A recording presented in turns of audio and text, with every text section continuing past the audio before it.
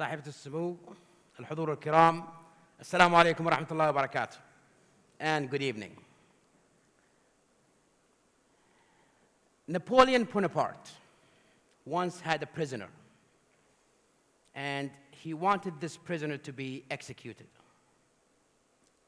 Now, he had his own personal doctor, and his doctor came to Napoleon and he said, since this guy is gonna die anyways, can I try something?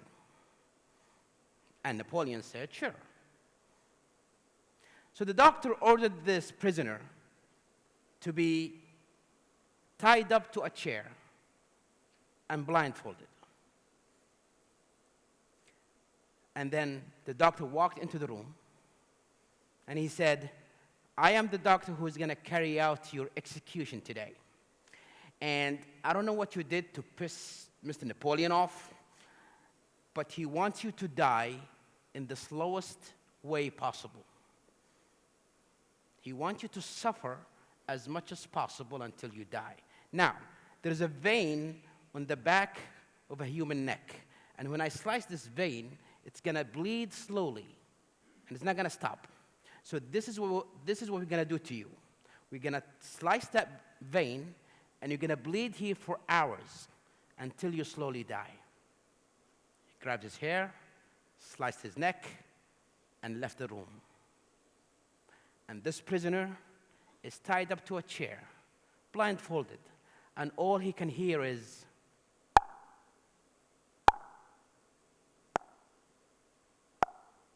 his blood dripping onto the floor. And 6 hours later, he died. But you know what the funny thing is? The doctor lied. There is no vein in the back of the neck that if it's cut, it's keep bleeding. What he did is he just sliced his neck, just a small slice, and on the bottom of the chair that he was sitting on, there was a tiny faucet. He turned it on, and water was dripping on the floor. This guy wasn't even bleeding. So how did he die? The reason is because his mind believed that he's gonna die. His mind shut his entire body, and he literally died even though there is nothing wrong with him. And all it took is a doctor to say a few words. My fellow audience, as a leader, sometimes people fail to remember that you're just a human being too. We're all humans. Sometimes you have a good day, sometimes you have a bad day. Sometimes you're not even in the mood. And you might come to your team and when you're not in the mood and you might say something just because you're upset. ما تعرفون تشتغلون. You don't even know what to do. Blah, blah, blah. And you think these are just words. But because you are a leader, people look up to you. Even sometimes, as I said, you think you're just a normal human being, but you are in a position where people look up to. And the thing that you say might have a big difference. Whether it's good or whether it's bad. When I was 7 years old, I was sitting in a class. A teacher walked in, placed the Quran in front of me, and asked me to read. And when I started reading, I stuttered. I couldn't speak. And he said to me, you're useless. There is no hope out of you. And because he's a teacher, an authority figure, I believed him. I thought I was unworthy. My entire childhood, I avoided speaking to anybody. Why? Because I'm useless. There is no hope out of me. And it wasn't until my last year of high school, one day I was leaving the school, another student tapped my shoulder.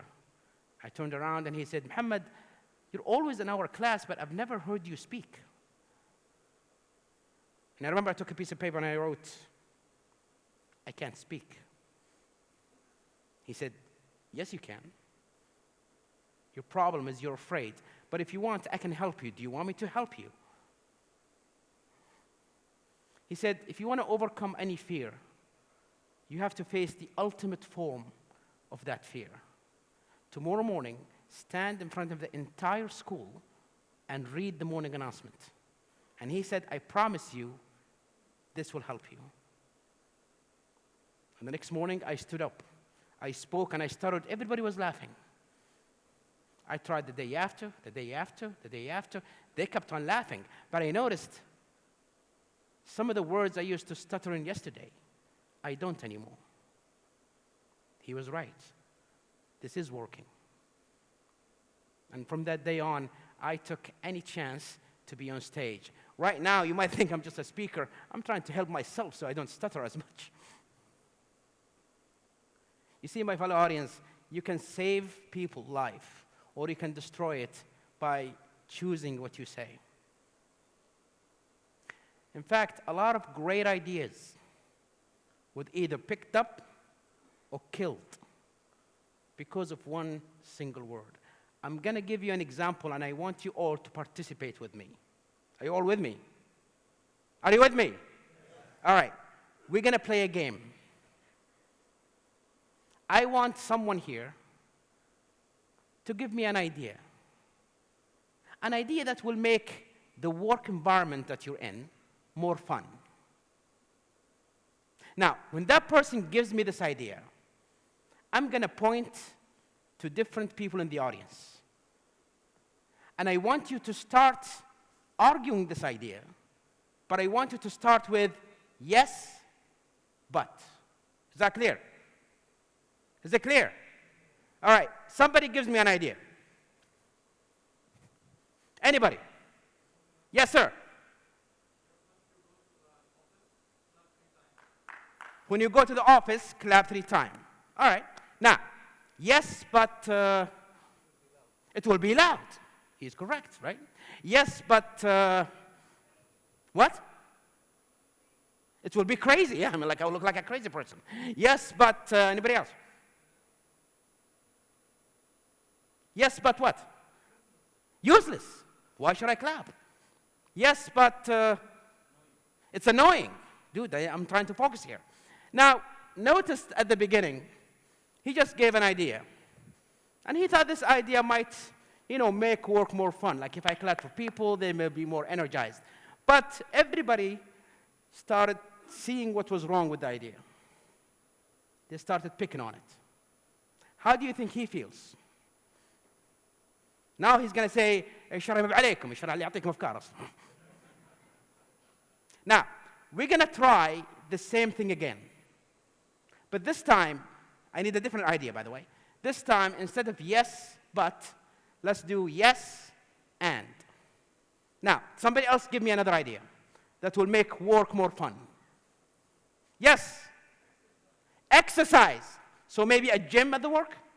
Fantastic. So the idea is, let's have a small gym at the office. Yes, and, No, it will give us a work-life balance. I can work a little bit, work out a little bit, Yes, and it will give us energy, so we're not tired at the end of the day. Yes, and we'll have a gym for men. And gym. Yes, and we'll have a cafeteria next to it. So you see what happened? His idea was just an exercise. And now it grew. Now we have a male gym and a female gym and a cafeteria. You see how the idea grew just by a choice of words. Instead of yes, but, we use yes, and.